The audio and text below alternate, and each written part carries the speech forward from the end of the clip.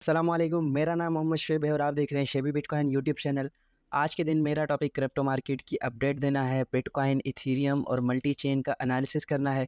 साथ ही मार्केट क्यों पंप कर रही है इस बारे में बात करेंगे और आपको मार्केट की अपसाइड के लेवल और डाउन साइड के लेवल बताऊंगा। सबसे पहले यहाँ पर बिटकॉइन का हमारे पास 4 आवर का चार्ट ओपन है और इस चार्ट में अगर आपको नज़र आए तो कल जो मैंने टाइटल में अपना दिया था तो यहाँ पर इस टाइटल में आपको ये नज़र आ रहा है कि मैंने डंप की एक किस्म की बनाई हुई है मैप। और यहाँ पर डाउन साइड पर मैंने मैग्नेट लगाया है तो मेरे हिसाब से 25,000 के एरिया पर डंप करना चाहिए था, लेकिन ये पंप कर रहा है। पंप की वजह मैं आपको बताता हूँ। यहाँ पर ये तस्वीर आपको नज़र आ रही है, यहाँ पर जो है हाउस रिपब्लिकन्स ने जो बाइडन के साथ मिलकर डेब्ट सीलिंग की डील कर ली है। और मैं मुसलसल 2-3 दिन से आपको गाइड कर रहा था कि सबसे मेन फैक्टर जो फंडामेंटल का होगा वो डेब्ट सीलिंग का होगा। फाइनली इन्होंने डेब्ट सीलिंग बढ़ाने का फ़ैसला किया है और इस फैसले की मज़ीद तफसीलात अभी इन्होंने बताने से गुरेज़ किया है। लेकिन फाइनली हमें ये पता लग गया है कि डेब्ट सीलिंग इंक्रीज़ होगी, अमेरिका डिफ़ॉल्ट नहीं होगा। तो अमेरिका अगर डिफ़ॉल्ट नहीं होगा तो जिस तरह हम जो है बहुत बड़ी करेक्शन मार्केट्स में एक्सपेक्ट कर रहे थे वो भी नहीं होगी। और उसके अलावा जो है हम जो है बड़ा क्रैश नहीं देखेंगे। तो अब इसको हटाकर हम जो है एक बात करते हैं अपने प्राइस एनालिसिस की। तो यहाँ पर प्राय 4 आवर के टाइम फ्रेम में प्राइस एनालिसिस की बात करें तो 4 आवर के टाइम फ्रेम में हमारे पास ये वाला एरिया जो है ब्रेक हो चुका है, जो कि 26,800 के करीब था, जिसे इसने जो है ऑलमोस्ट 7 से 8 कैंडल ने यहीं पर कंसोलिडेट किया है और उसके बाद जो है स्ट्रॉन्ग इसमें एक पंप आया है। तो अब जो है हम अपने इस हथौड़े को हटा देते हैं, क्योंकि ये हथौड़ा अब हमें जो है यहाँ पर मुश्किल से ही वर्क करता हुआ नज़र आएगा। अब यहाँ पर हमें जो है एक सपोर्ट मिल सकती है। और अपसाइड की रेंज में आपसे डिस्कस करूँ तो वही 27,200 से लेकर 27,800 का हमारा एरिया है, जो कि स्ट्रॉन्ग हमें जो है रिएक्ट करता हुआ नज़र आएगा जब यहाँ पर जो है मार्केट हमें जाती हुई नज़र आएगी। तो इस एरिया को क्लोजली वॉच करना है। अगर मार्केट ने बुलिश होना है 28,000 से 29,000 के एरिया की तरफ जाना है तो यहाँ से अपसाइड पर हमें ब्रेकआउट होना चाहिए।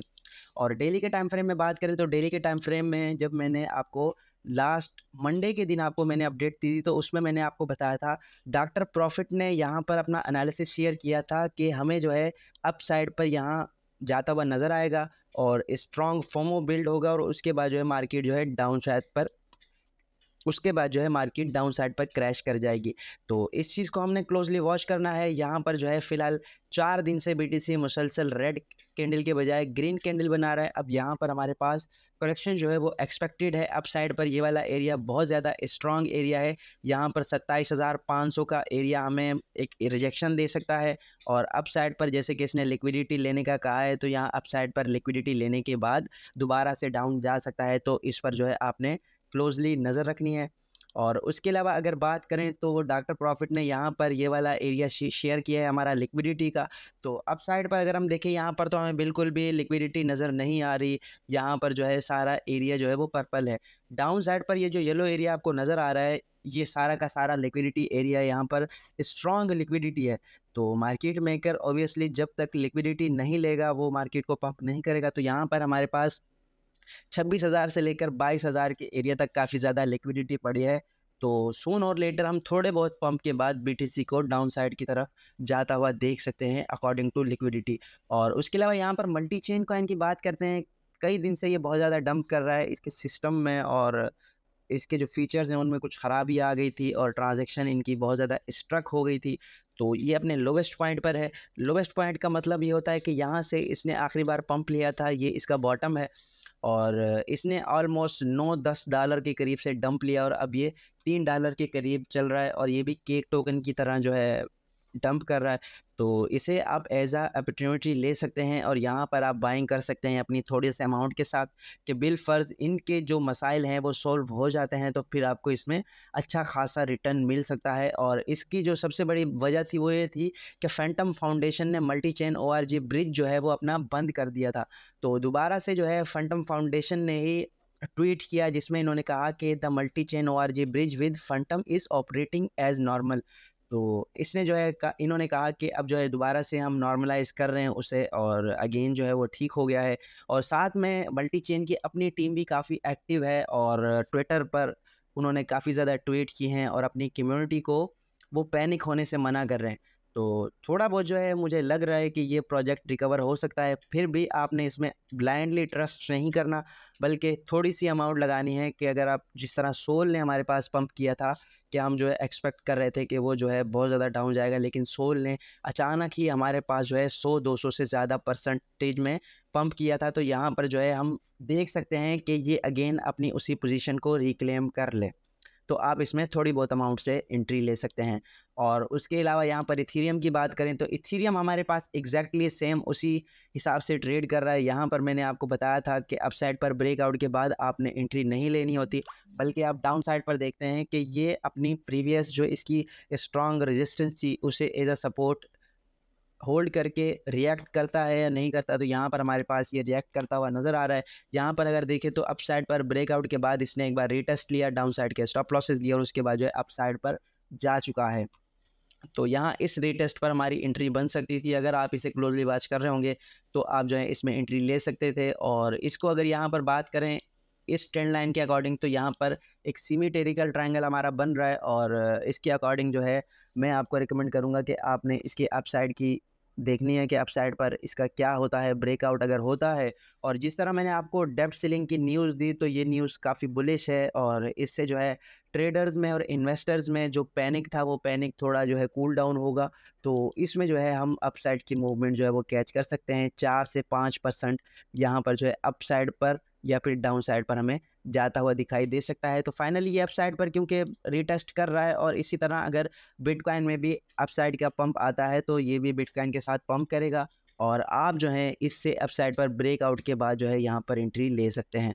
और उसके अलावा यहाँ पर बात करें इथीरियम के प्रोजेक्ट्स की, जो कि 7 दिन की एवरेज फ़ीस को यहाँ पर बता रहा है कि इनका रेवेन्यू जो है वो कितना है।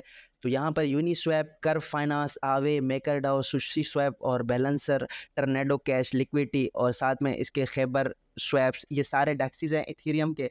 तो इन पर जो है रेवेन्यू आप देख रहे हैं कि कितना रेवेन्यू यहाँ पर ये इकट्ठा कर रहे हैं। तो जितना ज़्यादा किसी भी प्रोजेक्ट का रेवेन्यू होता है उसी हिसाब से जो है वो स्ट्रॉन्ग प्रोजेक्ट होता है। तो यहाँ पर इन सारे प्रोजेक्ट को आप अपने हिसाब से देख सकते हैं और इनमें लॉन्ग टर्म जो है इनके कॉइन को भी ख़रीद के इसमें पार्टिसिपेट कर सकते हैं। और यहाँ पर बात करें सोल की, तो ये एक ट्रेडर ने चार्ट शेयर किया है और उसके हिसाब से ये जो आपको लाइन नज़र आ रही है ये 200 मूविंग एवरेज है और ये फालिंग वेज बना रहा था। फालिंग वेज इसका कंप्लीट हो चुका है। तो फाइनली ये एक्सपेक्ट कर रहा है कि यहाँ पर जो है हमारे पास इसमें अच्छा खासा पंप मिल सकता है। तो आपने इसके ब्रेकआउट पर नज़र रखनी है सोलाना के। तो जैसे ही ये ब्रेकआउट करता है और जैसे कि हांगकांग की ट्रेडिंग ओपन होने वाली है तो उसमें भी सोल जो है काफ़ी पंप कर सकता है, क्योंकि ये भी चाइनीज़ नैरेटिव कॉइन है।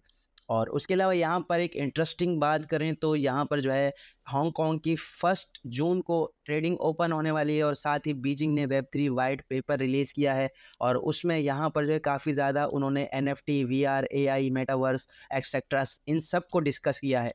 तो जैसे कि कुछ साल पहले 2-3 साल पहले चाइना ने बैन किया था और अब दोबारा से चाइना मुकम्मल इंटर होने जा रहा है क्रिप्टो मार्केट में। तो ये एक बड़ी इकोनॉमी का ब्लॉकचेन टेक्नोलॉजी में इंटरेस्टेड होना काफ़ी ज़्यादा बुलिश है क्रिप्टो मार्केट के लिए। इसके अलावा यहाँ पर मैटिक की बात करें तो इस बंदे ने जो है काफ़ी ज़्यादा यहाँ पर एनालिसिस किया है मैटिक कॉइन का और इसके हिसाब से मैटिक जो है वो ओवर वैल्यू है और इसका जो है बहुत अच्छा इसने फंडामेंटली जायज़ा लिया है। 0.75 सेंट पर फ़िलहाल मैटिक चल रहा है। ये बहुत ज़्यादा अच्छी प्राइस है मैटिक को बाय करने के लिए। मैंने तो $1 पर बाय कर रखा है। तो आप जो है इसमें बाय कर सकते हैं। इसने total value lock, revenue, staking market cap, trading volume, इन सब को जो है कैलकुलेट करके काफ़ी अच्छा इसने एनालिसिस किया है। तो आप इसे मेरी वॉल पर भी पढ़ सकते हैं और साथ HKM.ETH सर्च करेंगे तो ये आपके पास थ्रेड आ जाएगा। तो ये थी आज की वीडियो। उम्मीद है कि आज की वीडियो भी आपके लिए इन्फॉर्मेटिव रही होगी। मिलते हैं अपनी नेक्स्ट वीडियो में। अल्लाह हाफ़िज़।